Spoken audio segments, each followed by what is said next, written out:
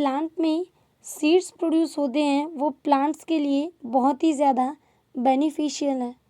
और ये सीड का जर्मिनेशन जो है वो एक प्लांट में होती हुई एक ऐसी प्रोसेस है जिसमें कंपलसरी वाटर जो है वो बहुत ही ज़्यादा इम्पॉर्टेंट है। Without water seed can not germinate. और सीड जो है वो न्यू हैबिटेट में भी इजीली अडेप्ट हो जाते हैं और उसमें से क्या होता है जो नया एरिया है उसमें भी नए प्लांट्स जो है वो जनरेट हो सकता है। और सीड के पास सफिशिएंट फूड अमाउंट भी होता है जो कि वो सीडलिंग्स को प्रोवाइड करते हैं। अब सीडलिंग क्या है, तो जैसे सीड में से first pair of leaf produce होती है तब वो जो प्लांट है उसे हम बोलते हैं सीडलिंग। तो ये सीडलिंग्स जो हैं उन्हें जो न्यूट्रिएंट्स चाहिए वो सीड में रिजर्व्ड मटेरियल की तरह प्रेजेंट होती है, तो वो प्लांट को न्यूट्रिएंट प्रोवाइड करते रहेंगे until the plant become capable for the photosynthesis।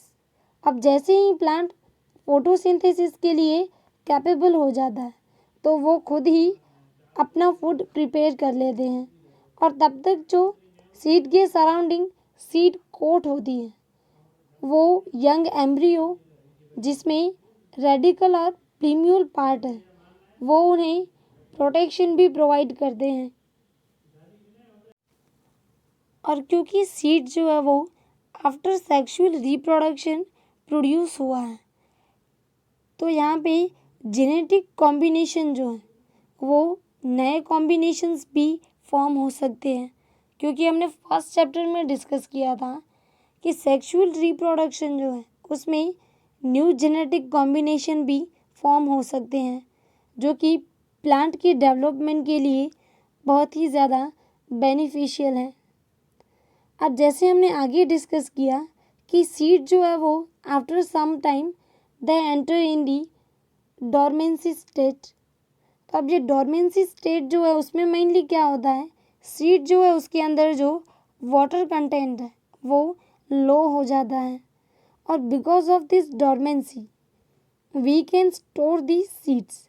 जैसे हम अपने घर पे बात करें तो हमारे घर पे mainly wheat, rice, black chickpeas इस तरह के बहुत सारे सीड्स जो है वो प्रेजेंट है, लेकिन ये सीड जो है वो जर्मिनेट क्यों नहीं हो रहे हैं, क्योंकि उनमें वाटर कंटेंट जो है वो ऑलरेडी लो है और जो सराउंडिंग एनवायरनमेंट है उसमें भी मॉइस्चर कंटेंट लो है।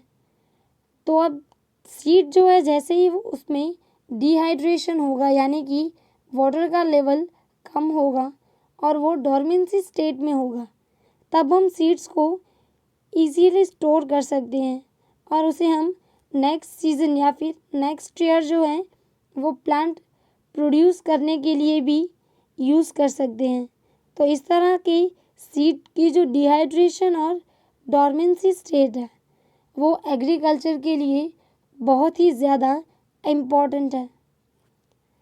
अब हर एक प्लांट की जो सीड है उसकी जो वायबिलिटी है वो बहुत ही ज़्यादा वेरी है।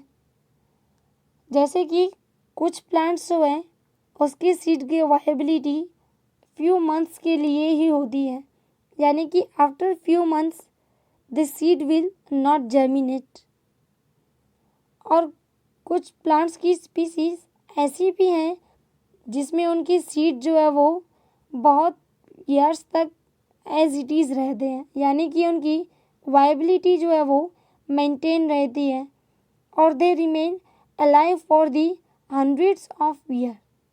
अब यहाँ पे हमारी बुक में वायबिलिटी के 2 रिकॉर्ड्स दिए हुए हैं, अब हम वो डिस्कस करते हैं। So the oldest seeds is a seed of lupin. तो अब यहाँ पे ये जो पर्पल कलर की फ्लावरिंग प्लांट्स देख रहे हो वो हैं ल्यूपाइनस आर्किटेक्ट्स और एरेक्टिकस। अब ये जो है वो आर्कटिक टुंड्रा में से एक्सकेवेटेड किया गया था। अब ये सीड जो है वो मेनली उसकी अगर हम एज की बात करें तो वो 10,000 ईयर से भी ज़्यादा है, यानी कि वो इतने टाइम तक 10,000 ईयर तक डोरमेंसी स्टेट में ही था और जब इस सीड को शो किया गया तो उनमें आफ्टर 2000 ईयर उसमें भी नॉर्मल प्लांट की तरह फ्लावरिंग वगैरह स्टार्ट हो गई। और अब हम एक रीसेंट सेकंड रिकॉर्ड की बात करें तो वो है seed of date palm, that is Phoenix dactylifera. तो ये सीड जो है वो हमें मिले हैं, वो अराउंड 2000 ईयर्स ओल्ड है। और ये हमें अराउंड जो किंग हेरोड पैलेस के सराउंडिंग जो डेड सी एरिया है वहाँ से मिले थे। तब यहाँ पे ये जो सेकंड फोटो देख रहे हो वो है फोनिक्स डेक्टाइलीफेरा। तो इस तरह से सीड की वायबिलिटी जो है वो बहुत ही ज़्यादा वेरी करते हैं from plant to plant. Now we are discussing the rare phenomenons which are found in plant and one is apomixis. अब एपोमिक्सिस जो है वो मेनली क्या है, तो उसमें सीड्स जो है वो विदाउट फर्टिलाइजेशन एक स्पेशल मैकेनिज़्म से प्रोड्यूस होंगे। तो ये जो स्पेशल मैकेनिज़्म है उसे हम बोलेंगे एपोमिक्सिस। यानी कि apomixis is replacement of normal sexual reproduction by the asexual reproduction without fertilization. यानी कि इसमें सीड जो है वो विदाउट फर्टिलाइजेशन फॉर्म होंगे, तो इसलिए हम इसे एसेक्सुअल टाइप सेक्सुअल रिप्रोडक्शन भी बोलते हैं। और इस तरह का जो फिनोमेनॉन है वो mainly member of Asteraceae family and some grasses जो हैं उनमें ये एपोमिक्सिस कॉमनली ऑब्जर्व होता है। और कुछ स्पीसीज जो है उसमें क्या होता है, मेनली जो एग सेल है, तो ये एग सेल है जो कि डिप्लॉयड है, यानी कि having 2n number of chromosome. तो ये एग सेल जो है वो डायरेक्टली इसी में से एम्ब्रियो प्रोड्यूस हो जाएगा। यानी कि ये एग सेल है उसमें कोई रिडक्शनल डिवीजन भी नहीं होगा और उसमें मेल गैमेट जो है वो भी फ्यूज़ नहीं होगा, लेकिन डायरेक्टली जो डिप्लॉयड एग है वहीं एम्ब्रियो में कन्वर्ट हो जाएगा। तो ये जो एपोमिक्सिस फिनोमिनॉन है वो हाइब्रिड सीड प्रोडक्शन के लिए बहुत ही ज़्यादा इम्पॉर्टेंट है,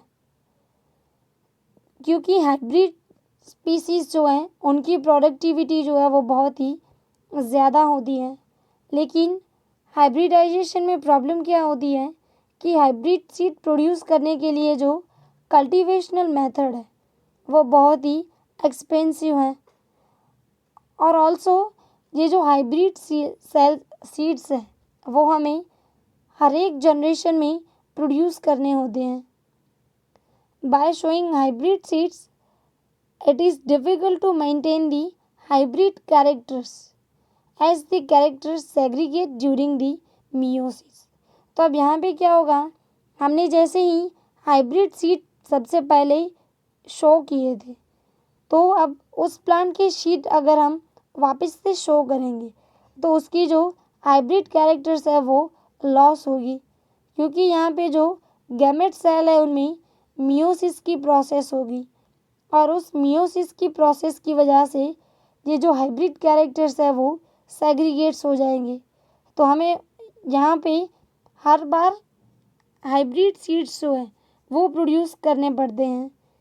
अब वो फार्मर्स के लिए बहुत ही ज़्यादा एक्सपेंसिव है, तो इसके लिए एपोमिक्सिस जो है वो बहुत ही ज़्यादा बेनिफिशियल है for the maintenance of hybrid characteristic, क्योंकि यहाँ पे कैरेक्टर्स जो है वो चेंज नहीं होंगे and this apomixis will prevent the loss of specific characters in the hybrid. तो इस तरह से by the apomixis we can generate a hybrid plant without the fertilization process. Now the second rare phenomenon is polyembryony, and it is mainly found in citrus fruit और in mango. तो अब ये poly embryony का मतलब क्या है? तो एक ही सीड में मोर देन वन एम्ब्रियो जो है वो प्रेजेंट होते हैं। तो अब ये एक ही सीड में एक से ज़्यादा एम्ब्रियो कैसे फॉर्म होते हैं? तो कई बार क्या होता है, जो एम्ब्रियो सैक के सराउंडिंग सेल्स हैं वो भी एम्ब्रियो सैक में एंटर होते हैं और डिवाइड होना स्टार्ट होते हैं, यानी कि जो सराउंडिंग न्यूसेलस है। फॉर एग्जांपल ये एम्ब्रियो सैक है और ये एम्ब्रियो सैक है उसके सराउंडिंग न्यूसेलर सेल्स होते हैं। तो अब ये न्यूसेलर सेल में से कुछ न्यूसेलर सेल्स जो हैं वो यहाँ पे एम्ब्रियो सैक में प्रोट्रूड हो जाते हैं। यहाँ पे अब एम्ब्रियो सैक में ये 3 एंटीपॉडल्स, ये हमारा एम्ब्रियो सैक है। यहाँ पे चालाजल एंड के पास 3 एंटीपॉडल सेल होंगे, सेंटर में सेंट्रल सेल, यहाँ पे एग एपेरेटस और ये 2 सिनर्जिड सेल्स, और इसकी सराउंडिंग जो है वो होंगे न्यूसेलस सेल्स। तो अब ये जो न्यूसेलस सेल जो कि एम्ब्रियो सैक के बाहर है उसमें से कुछ एम्ब्रियो सैक के अंदर प्रोट्रूड हो जाएंगे, और अब ये जो न्यूसेलस के सेल हैं उनमें से भी एम्ब्रियो डेवलप होगा। यहाँ पे एक एग सेल में तो एम्ब्रियो जनरेट होगा ही, लेकिन ये जो न्यूसेलस के सेल्स हैं उनमें से भी एम्ब्रियो जनरेट होगा। तो उसकी वजह से एक एम्ब्रियो सैक में more than one embryo generate होंगे। और कई बार ये जो एंटीपोडल सेल्स हैं ये एंटीपोडल सेल भी एम्ब्रियो प्रोड्यूस करते हैं। नॉर्मली एम्ब्रियो सैक में ये जो एंटीपोडल सेल्स वो डीजनरेट हो जाते हैं, लेकिन कुछ प्लांट्स में ये जो एंटीपोडल सेल्स होते हैं वो एक और एम्ब्रियो प्रोड्यूस करते हैं। तो इस तरह से भी एक एम्ब्रियो सैक में more than one embryo generate हो सकते हैं। तो अगर इस तरह से एक सीड में more than one embryo generate हो रहे हैं तो उसे हम बोलेंगे पॉली एम्ब्रियोनी।